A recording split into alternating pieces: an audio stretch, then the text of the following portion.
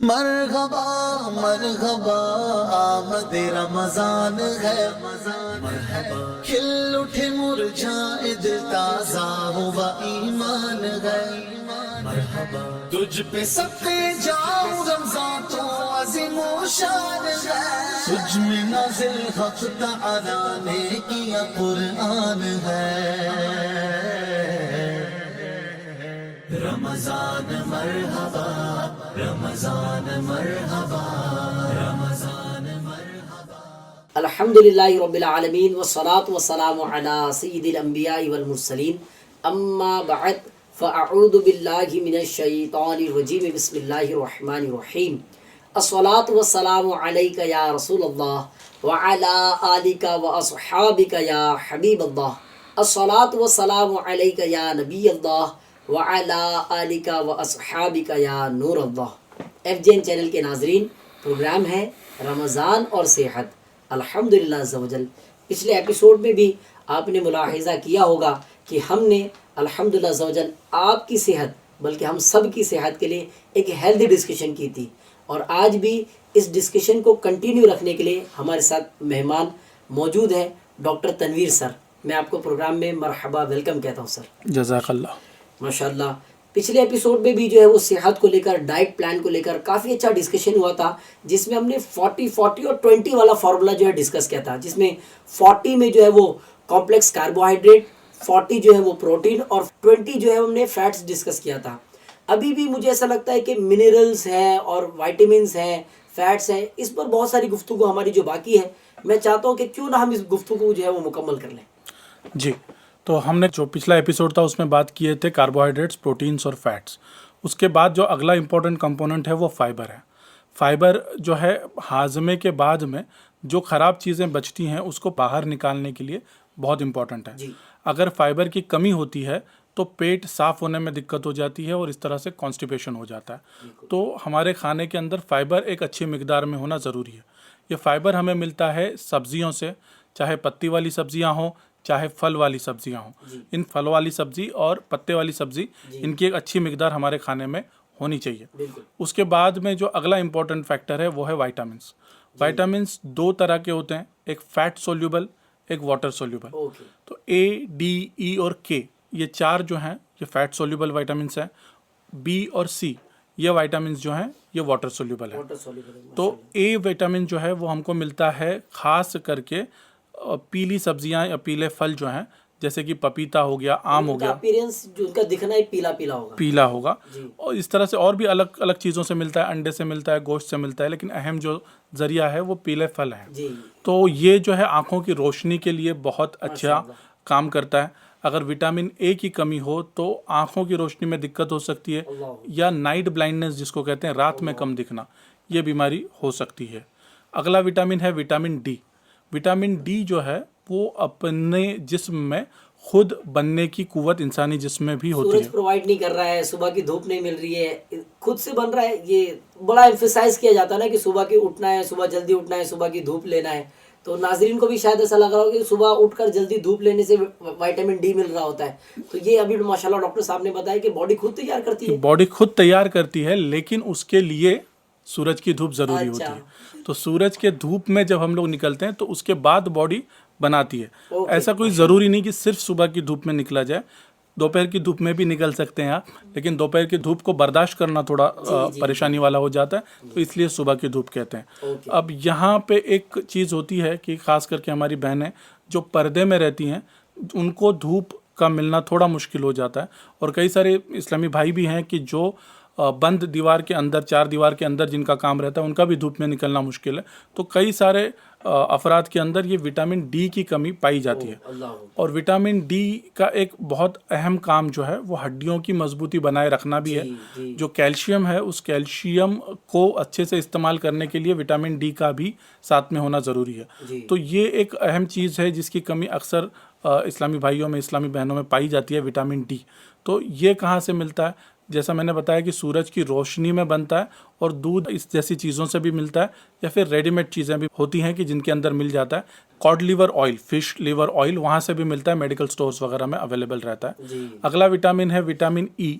ये भी इसी तरह की बहुत सारी चीज़ें जैसे अंडा हो गया, सब्ज़ी हो गई, फल हो गया वगैरह, इन चीज़ों से मिलता है। और ये भी बहुत सारी चीज़ों में खास करके रिप्रोडक्टिव हेल्थ में बहुत इस्तेमाल होता है, इसकी ज़रूरत होती है। फिर विटामिन के खून का जो पतलापन है उसको कंट्रोल में रखने के काम आता है। अगर विटामिन के की कमी हो और किसी को कोई कट लग जाए, खून बहने लगे, तो वो खून जमने में दिक्कतें होती हैं। तो ये ए, डी, ई और के है। और जो वाटर सोल्यूबल है विटामिन बी है और सी है। बी के अंदर भी बहुत सारे अलग अलग विटामिन है, B1 से लेके B6, B12 तक हैं। यूँ कह सकते कि विटामिन जो है ये पूरी दुनिया है, और मेरे ख्याल से न्यूट्रिशन की जितनी ज़्यादा कैटेगरी विटामिन में है, कहीं और शायद इतनी कैटेगरी जो है वो नहीं मिलती। बहुत सारे इसके टाइप्स हैं। तो ये भी हरी सब्जियां, फल वगैरह, यहाँ से ज़्यादा मिकदार में विटामिन बी मिलता है। विटामिन सी जो है वो थोड़े से जो खट्टे वाले फल हैं, आंवला हो गया, नींबू हो गया, संतरा, मौसम्बी, इस तरह के जो फल हैं, साइट्रस फ्रूट्स, जी जी जी। तो विटामिन सी भी अपने खून का जो बहाव है उसको अच्छा रखने में एक बहुत इंपॉर्टेंट चीज़ है। और उसके साथ में हमने पिछले कुछ सालों में, खास करके कोविड के बाद में, बहुत सुना कि इम्यूनिटी बना के रखने में विटामिन सी बहुत काम आता है। तो ये विटामिन्स हैं। और बहुत ज़्यादा विटामिन जो हैं वो सब्जियां और फल में मिलते हैं। कुछ विटामिन जो हैं वो अंडे में जो प्रोटीन्स हैं जैसे कि मटन, चिकन वगैरह, फ़िश, इसमें से भी मिलते हैं। तो इनकी एक मिकदार ज़रूरी है। और उसके बाद का एक अहम हिस्सा है मिनरल्स। मिनरल्स में जैसे कैल्शियम है, मैग्नीशियम है, इस तरह के बहुत सारे मिनरल्स भी हैं।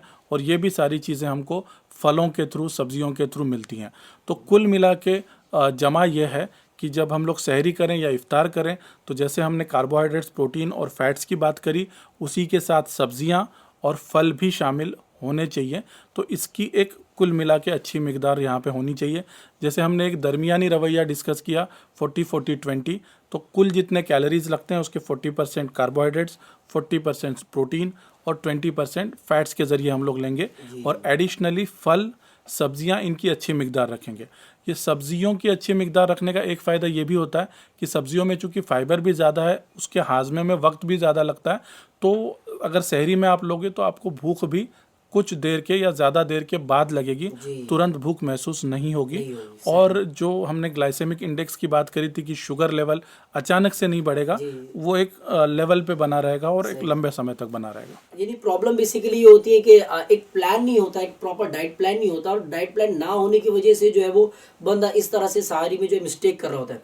सर ये तो ठीक है कि बंदा खाना चाहता है और खाने के बाद उसको वो यूँ चीज़ें कैटेगराइज कर सकता है। एक वो शख्स है जिसको भूख ही नहीं लगती, ना वो सहारी में ठीक से खा रहा है, ना वो इफ्तार में ठीक से खा रहा है, और बस उसने ये बना लिया कि मुझे भूख ही नहीं लगती, मैं क्या खाऊं, मेरे लिए तो पानी भी इनफ हो जाता है, मैं सहरी में उठ के सिर्फ पानी पी लूँ, मैं सहरी में उठ के लिटिल बिट कुछ भी खा लूँ, या जो है वो हल्का सा दूध ही पी लूँ, तो मेरे लिए वो इनफ हो जाता है। तो क्या वाकई उसके लिए वो इनफ होता होगा, या ऐसे शख्स को हम रिकमेंड करेंगे कि नहीं भाई आप जो है वो ज़बरदस्ती कुछ ना कुछ खाएं, या क्या ऐसे शख्स के लिए हम गाइडेंस दे सकते हैं? जी, जिनको भूख नहीं लगती है, तो भूख ना लगना या तो किसी बीमारी की वजह से हो सकता है, या फिर उसका मेटाबॉलिज्म है वो जो है वो अच्छा नहीं चल रहा है, कम चल रहा है, जो हेल्दी एक दूसरा इंडिविजुअल है उसके मुकाबले में। तो ये मेटाबॉलिज्म कम होता है तो भी भूख कम लगती है। जो भूख को बढ़ाने वाले कई सारी चीज़ें बताई गई हैं दवाइयों के अलावा, तो भूख को बढ़ाने वाली दूसरी जो चीज़ें हैं उसमें खुद भूखे रहना, ये भी एक इलाज उसका शामिल है कि एक अरसे तक इंसान भूखा रहता है तो उसका मेटाबॉलिज्म अपने आप अच्छा चलने लगता है और उसको भूख लगने लगती है। कई लोगों ने ये महसूस भी किया रहेगा कि रमज़ान के शुरुआती रोज़ों में उतनी ज़्यादा भूख नहीं लगती, रमज़ान के आखिरी हिस्से में भूख बहुत ज़्यादा तेज़ लगने लगती है। तो भूखा रहना ये भी भूख ना लगने का एक इलाज बताया गया है। और एक इलाज है उसका एक्सरसाइज। एक्सरसाइज जो है वो भी आपको भूख लगने में मदद करती है। अब रमज़ान में एक्सरसाइज कब करनी है इसमें हम लोग आगे शायद बात करेंगे। तो वो भी एक ज़रिया है। और उसके अलावा एक ज़रिया है कि जिनको भूख नहीं लगती या कम लगती है वो ऐसी चीज़ों का इस्तेमाल करें कि जो डाइजेस्ट होने में आसान हो।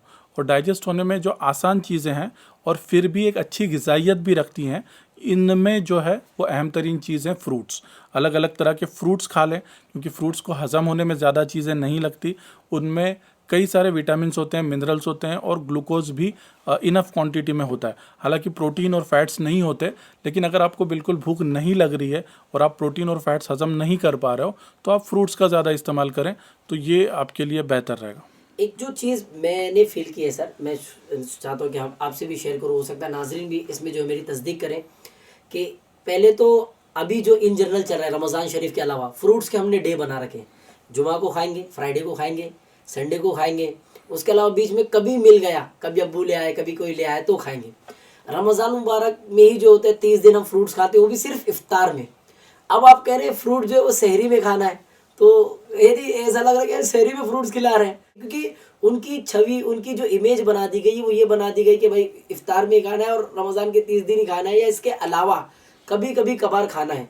तो फ्रूट्स की इंपॉर्टेंस अगर कुछ और थोड़ी सी उजागर हो जाए, और मॉर्निंग में खाने से क्या जैसे भी कुछ बेनिफिट मिले, तो क्या सिर्फ फ्रूट, जैसे जिसको भूख ही नहीं लगती, क्या वो फ्रूट खाकर ही इस पर इत्तेफाक कर ले तो उसको क्या ज़्यादा एनर्जी मिल जाएगी, क्या हो सकता है सर? तो ये वक्ती तौर के लिए है कि अगर किसी को भूख नहीं लग रही है तो उस वक्त के लिए, कुछ घंटों के लिए या एक आध 2 दिन के लिए चल सकता है। लेकिन जैसे हमने पहले डिस्कस किया कि सारी चीज़ें, कार्बोहाइड्रेट से लेके फाइबर से लेके विटामिन मिनरल्स तक, सारी चीज़ें जब इकट्ठे आएंगी तब वो एक अच्छा डाइट बनेगा।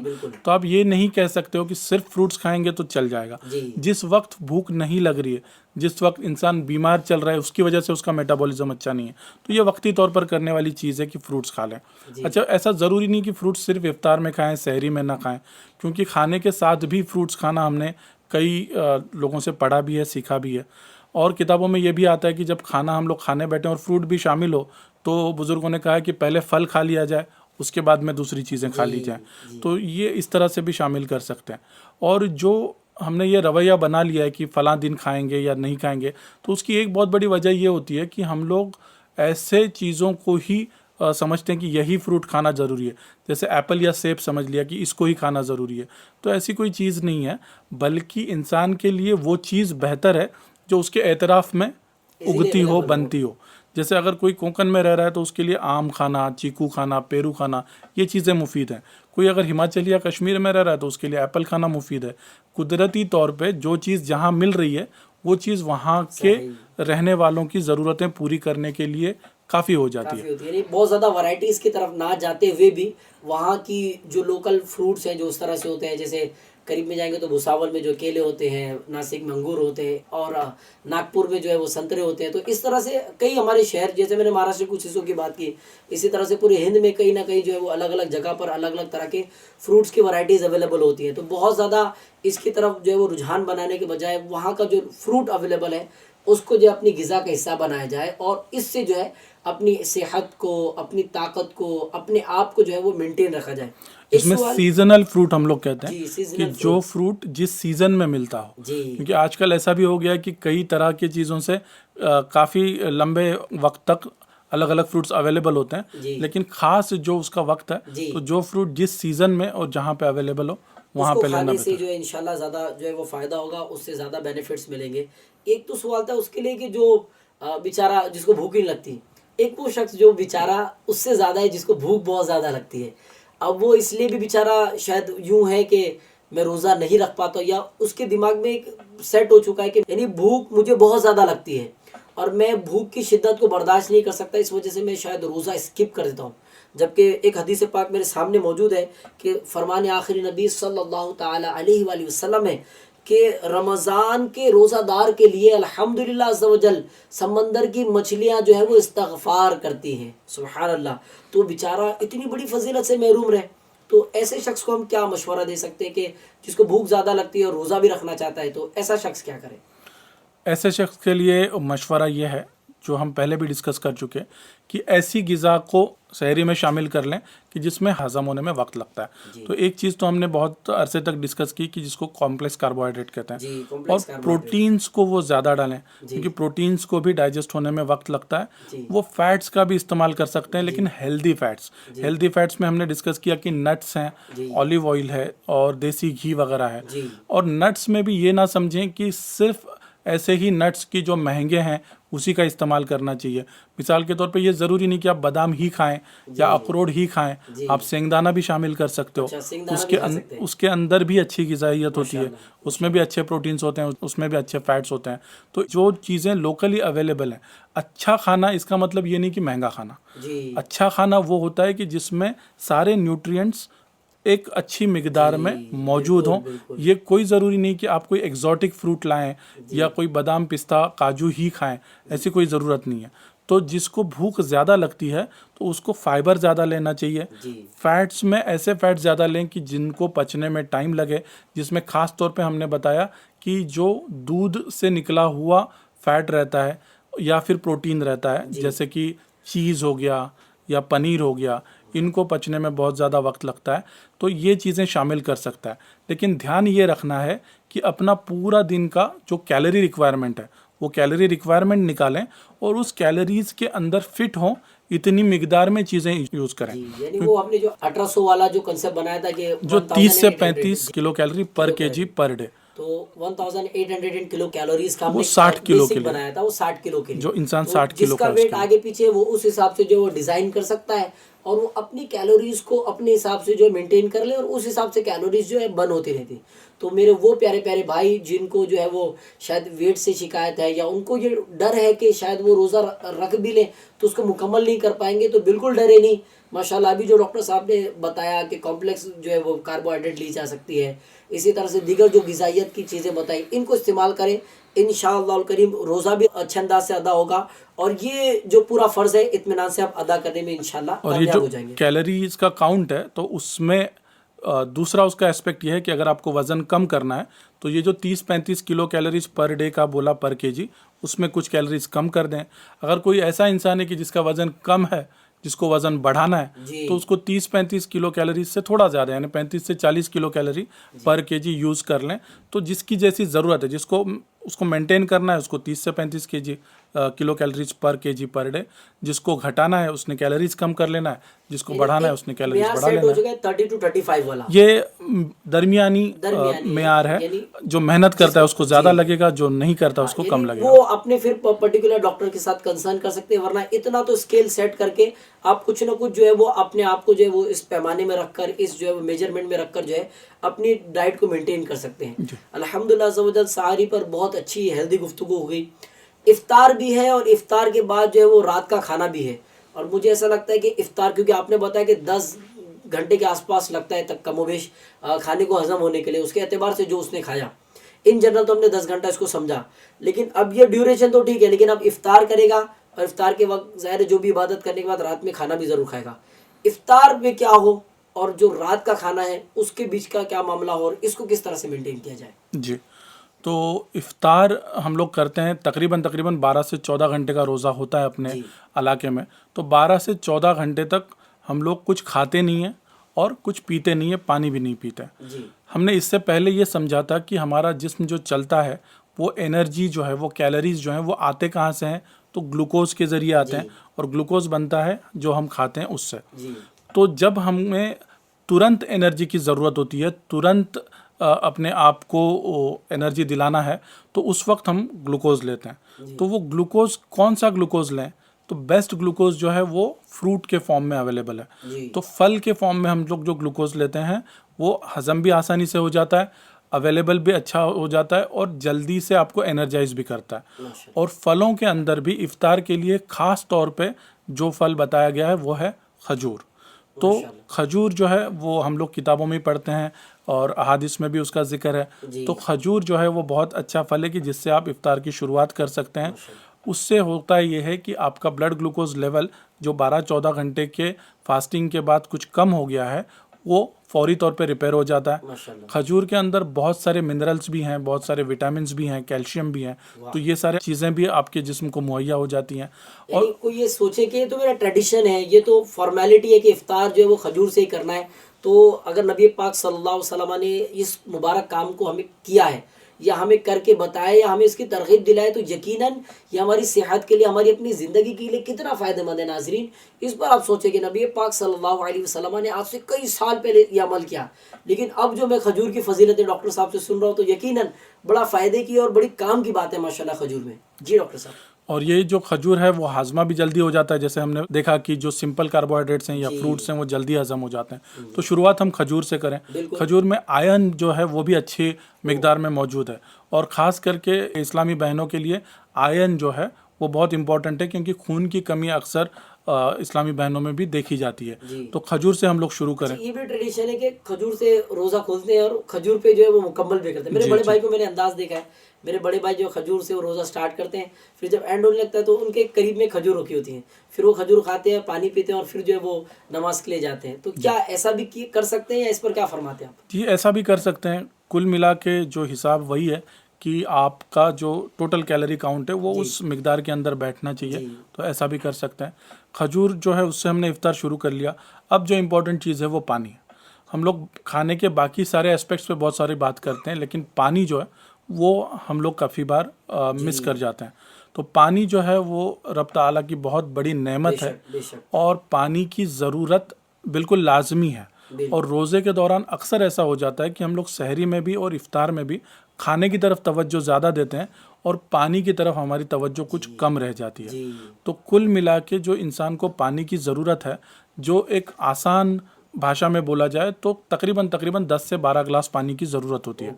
लेकिन ये अगेन ये एक आम स्टेटमेंट है। हर किसी की बॉडी, हर किसी का काम, हर किसी का डाइट, इस हिसाब से उसकी ज़रूरत। ये बेसिक डेटा है जो जी, जो है वो निकाल लिया जाता है ताकि जिसको एग्जाम्पल बनाकर जो है वो डिस्कस किया जाए। जी। तो हर किसी के लिए प्रेफरेबल नहीं है। आप जिस डॉक्टर से कनेक्टेड है उस डॉक्टर से मशवरा कर कंसर्न करके जो है वो आप चीज़ें प्रेफर कर सकते हैं। 10 से 12 ग्लास जो आप फरमाते हैं। जी, तो 10 से 12 ग्लास एक आम रिक्वायरमेंट है। जी। लेकिन एक और आसान इसको बना दिया जाए कि पानी आपके अपने जिस्म के लिए कितना ज़रूरी है। जी। तो उतनी मिकदार में आपको पानी पीना है कि जिसके बाद में पेशाब साफ़ हो, पेशाब में किसी तरह की तकलीफ़ ना हो और उसका कलर भी जो है पेशाब का साफ़ रहे। अगर उतना पेशाब साफ़ निकल रहा है तो इसका मतलब आप पानी इनफ पी रहे हो। अगर आप पानी कम पी रहे हो तो पेशाब का कलर जो है वो वाइटिश जो होता है या पानी का कलर होता है वो थोड़ा सा चेंज होकर येलोइश या डार्क होने लगता है। तो इसका मतलब आप पानी इनफ नहीं पी रहे हो। या फिर पेशाब में जलन हो रही है, दर्द हो रहा है, तो इसका भी मतलब ये है कि शायद आप पानी इनफ नहीं पी रहे हो। तो ये पानी बहुत ज़रूरी है। इस पानी को भी आपको डिवाइड करना है कि इफ्तार से लेकर दूसरे दिन सहरी तक के आपको पानी पीना है कि जितनी आपकी ज़रूरत है। और इस पानी को अलग अलग तरह से हम लोग इस्तेमाल भी कर सकते हैं। कई लोग जो हैं कि पानी को ही दवा के तौर पे भी इस्तेमाल करते हैं। ऐसा भी कहा जाता है कि अगर आप खाने के पहले पानी पियोगे तो आपको वज़न कम हो जाएगा, खाने के बाद पियोगे तो वज़न बढ़ जाएगा, और बीच बीच में थोड़ा थोड़ा पानी पीते रहोगे तो मेंटेन रहेगा। ये भी कुछ किताबों में पानी कहा को गया। समझाया भी जाता है कि खाने से पहले शिफा है, खाने के दरमियान में दवा है और खाने के बाद जो है वो वबा है। तो यानी खाना मुकम्मल हुआ नहीं और फौरन खाने के बाद गड़गड़ाकर लंबा पानी पी लेना ये यकीन नुकसान तो पहुंचाता है। जी, ये डाइजेशन के अंदर फ़र्क पैदा करता है, क्योंकि डाइजेशन करने के लिए जो एंजाइम जो हमने बात किया कि स्टमक के अंदर बनते हैं, अगर आप फ़ौरन से पानी पी लोगे तो दो चीज़ें होंगी। एक तो पहले ही खाना भरा पड़ा है, उसमें और पानी डाल दोगे तो पूरा स्टमक भर जाएगा, तो उसको जो मिक्सिंग करनी है वो कर नहीं पाएगा। दूसरा, जो एंजाइम्स हैं वो भी डाइल्यूट हो जाएंगे पानी में मिक्स करके, उनका जो कंसंट्रेशन है वो कम हो जाएगा और डाइल्यूट होने की वजह से वो वैसा अमल नहीं कर पाएंगे। तो इनको दरमियानी जो मिकदार है उसमें पानी की ज़रूरत होती है डाइजेशन के वक्त, ना बहुत ज़्यादा ना बहुत कम। तो ये पानी भी बहुत अहम है और इफ्तार से लेकर सहरी तक आपको पानी को भी डिवाइड करके उतनी क्वांटिटी में लेना है। तो बोटल्स भी आ गई हैं जिसमें वो लीटर भी लिखा होता है, टाइम भी लिखा होता है। तो चलो टाइम तो कुछ भी हो, लेकिन लीटर उसमें मेंशन होता है कि भाई 5 लीटर की बोतल है तो वो इतना आप इस वक्त पिए, इतना आप इस वक्त पिए, इतना आप पिए। तो यूँ भी जो है वो आसानियाँ हो तो सकती है। जी, और पानी को ना दवा के तौर पे भी इस्तेमाल किया जाए। दवा इस तरह से कि जैसे आपने कहा कि बदहज़मी है, इंडाइजेशन है, कॉन्स्टिपेशन है, ब्लोटिंग है, तो अगर इसकी जिनको तकालीफ हैं वो गुनगुना गर्म पानी थोड़ी मिकदार में, एक साथ में नहीं, थोड़ी मिकदार में अगर पीते रहें तो ये बहुत सारी जो मैंने अभी जिक्र की है परेशानियाँ, उसको दवा के तौर पे वो काम आ सकता है। जिनको अक्सर तौर पे सर्दी हो जाती है तो उनके लिए एक मशवरा यह है कि जो रात के वक्त पीने वाला पानी है, यानी मगरिब बाद से लेकर सोते वक्त तक वो जितना भी पानी पिएं, अगर वो गुनगुना गर्म पिएं तो इंशाल्लाह उनको जो नज़ला, ज़ुकाम, सर्दी अगर अक्सर होती है तो उससे फ़ायदा महसूस होगा। तो इस तरह से ये पानी के बारे में हमने डिस्कस किया। तो पहले हम लोग खजूर खाएंगे, फिर हम लोग पानी पिएंगे, उसके बाद हम लोग कोशिश करेंगे कि फल, जो सीजनल फलों के बारे में हमने डिस्कस किया, तो वो सीजनल फल हम लोग लेंगे। और उसके बाद में जो भी ग़िज़ा आपके यहाँ पे मौजूद हो, फल कह दिया, उन बेचारे समोसों, उन बेचारे जो भजिया और दीगर तले हुए सामान का क्या होगा? वो बेचारे मेरे मुंतज़िर हैं कि भाईजान पानी पी के फ्री हो तो हमें भी नवाज दें। क्या करें बेचारे, क्या इनको खाना ही नहीं है या खाना है तो किस तरह खाना है? जी, तो वहाँ पे भी हम लोग आ रहे हैं। कि ये फल हो गया, फल के बाद में जो भी आपके यहाँ पे रोटी सब्जी या जो भी बने वो। अब ख़ास तौर पे रमज़ान में हम लोग जो चीज़ें इस्तेमाल करते हैं तली हुई चीज़ें। अब तली हुई चीज़ों के साथ दिक्कत यह है कि हमने शुरुआत में ही कहा था कि 1 ग्राम जो कार्बोहाइड्रेट्स है उसमें 4 किलो कैलोरीज रहते हैं और 1 ग्राम प्रोटीन में 4 किलो कैलोरीज रहते हैं, लेकिन 1 ग्राम फैट के अंदर 9 किलो कैलोरीज रहते हैं। तो अगर कोई चीज़ आप रोस्ट की हुई खाते हो और कोई वही चीज़ जो है वो तली हुई खाते हो, मिसाल के तौर पे अगर चिकन आपने रोस्ट करके खा लिया, वही चिकन तल के खा लिया, तो उनके कैलोरीज में 1.5 से 2 गुना का फ़र्क हो जाता है। तो ये फ़र्क बहुत ज़्यादा हो जाता है। और उसमें भी अगर ऐसे तेल में तली हो कि जो बार बार इस्तेमाल हो रहा है, जैसे समोसे भजिया वगैरह नए नए फ्रेश तेल में तो बनती नहीं है, उसी तेल के अंदर होती है, तो वो डाइजेशन में भी बहुत परेशानी करती है, एसिडिटी भी क्रिएट करती है। और ये जंक फूड और फास्ट फूड है ना, ये डाइजेस्ट भी नहीं होता, बहुत ज़्यादा टाइम लगता है इसको डाइजेस्ट होने में। इसके अलावा इस तरह के जो फूड हैं, जैसे आपने जिक्र किया समोसा वगैरह या जो भी तले हुए बहुत ज़्यादा तले हुए फूड हैं, उसमें फाइबर नहीं होता। और हम पहले ही देख चुके हैं कि फाइबर जो है वो पेट साफ़ करने के लिए, तो अगर आप वो नहीं खाओगे तो फिर आपका पेट साफ़ नहीं होगा। इसके अलावा और ज़्यादा एक दिक्कत यह है तले हुए चीज़ों में कि वो जो तेल है उसको साफ़ करने के लिए पानी और ज़्यादा मिकदार में पीना ज़रूरी है। तो अगर आप बहुत ज़्यादा तला हुआ खाओगे तो आपको पानी जो है वो उस चीज़ में इस्तेमाल करेगा बदन, और फिर आपको प्यास जल्दी लगेगी।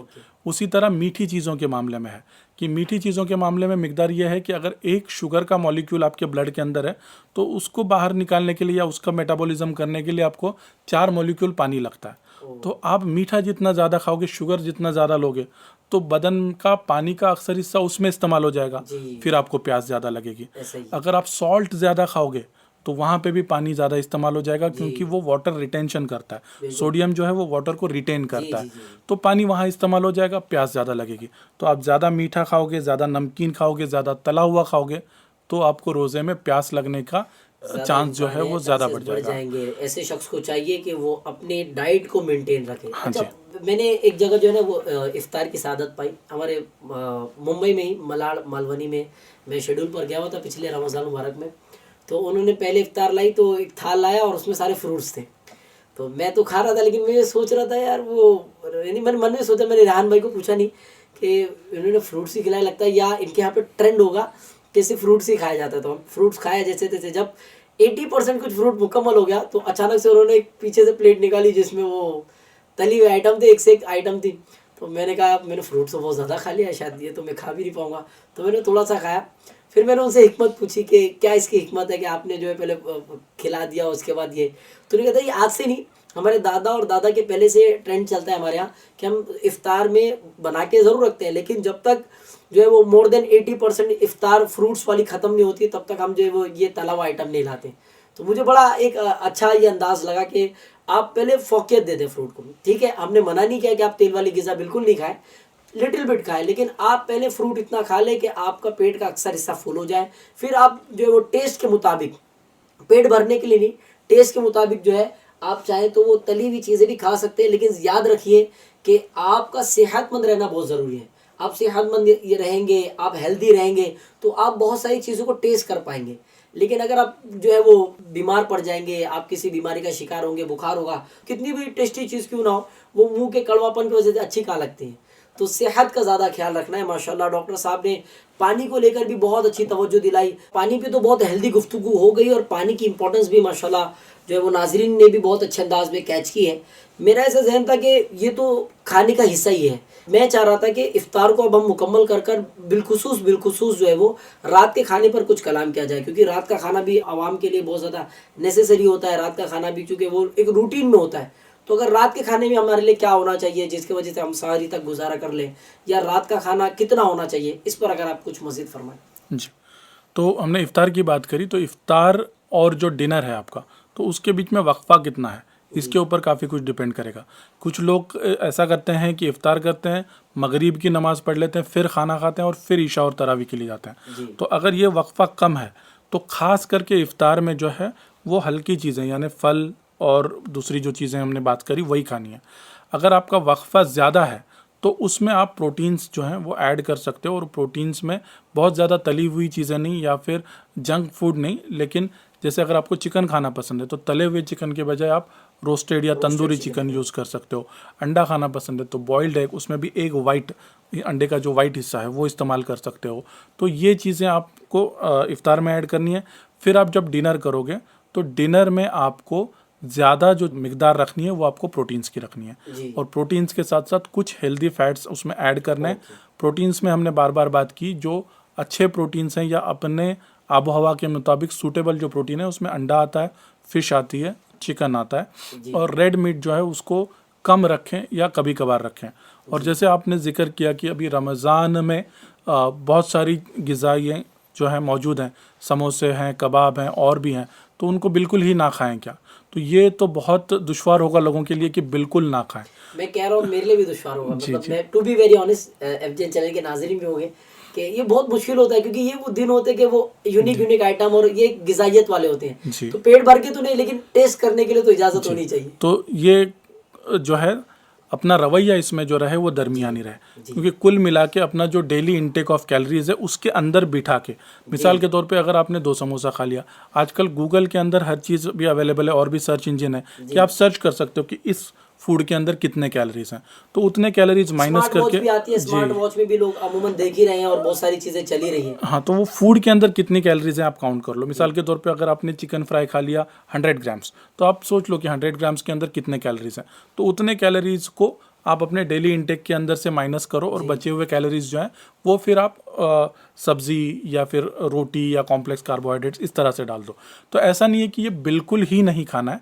एक तो आपको सारी चीज़ें, सारे कंपोनेंट्स इंक्लूड करने, किसी भी एक कंपोनेंट को हद से ज़्यादा नहीं बढ़ाना है, और अपने कैलोरीज जो हैं वो अपने ज़रूरत के मुताबिक रखने। अगर हम लोग ज़रूरत से बढ़ा देंगे तो रमज़ान में वज़न कम होने की बजाय वज़न भी बढ़ जाएगा और परेशानियाँ भी बढ़ने लगेंगी। यानी यूँ समझे कि बहुत इंपॉर्टेंट चीज़ ये है नाजरीन कि हमें अपनी सेहत का बहुत ज़्यादा ख्याल रखना है। पिछले एपिसोड में, अभी वाले एपिसोड में जो इम्पोर्टेंट बातें हुई, सहरी कैसी हो, आपकी इफ्तार कैसी हो, आपका रात का खाना कैसा हो, आप किन किन चीज़ों को इंक्लूड करें। शायद लग भी रहा होगा कि बहुत ज़्यादा कॉम्प्लिकेटेड है, लेकिन मेरा ऐसा मशवरा है कि आप इसको अपनी डे टू डे लाइफ में इम्प्लीमेंट करके तो देखें, कोशिश तो करें। इंशाअल्लाह करीम एक बड़ा चेंज, एक अच्छा वेरिएशन आप अपनी लाइफ में महसूस करेंगे। एक हेल्दी जो है वो लाइफ आप जीना जो है वो शुरू करेंगे। चूँकि ज़ाहिर है एपिसोड का वक्त जो है मुकम्मल होता चला, और फिर अगले हफ्ते भी आपकी बारगाह में हाजिर होना है। इसी टॉपिक को, रमज़ान और सेहत को लेकर कुछ अहम बातें भी इंशाल्लाह शामिल करेंगे।